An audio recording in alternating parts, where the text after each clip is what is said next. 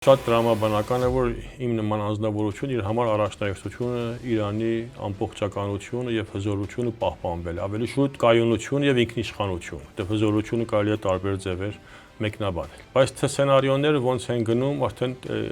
շատ կարելի է երկար խոսել, բայց ես նաեւ կարծում եմ հիմնականում այս խնդիրն է, որ թե Իրանը ինչպես է կարող ներկա իրավիճակում իր կարողականությունը, որ այսպես մինչև հատկապես դուք արդեն նշեցիք վերջի 2 օրը կարողացել է հարվածները ուրիշ որակով ցույց տալ աշխարհին,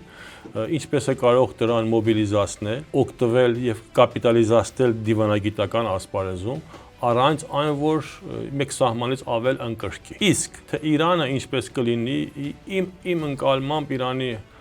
հետագա հաղթական կամ հաղթանակի քայլերից մեկը այն պիտի լինի, որ ներքին իր քաղաքական սոցիալական կյանքում ինչ որ փարադայմիկ վերանայում ունենա։ Բայց սա շատ դժվար process է, որովհետև այս պահին պետք է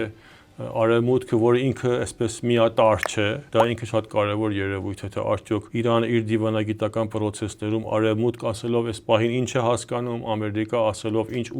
ուժերի զանազանությունը ինչպես է գնահատական տալիս։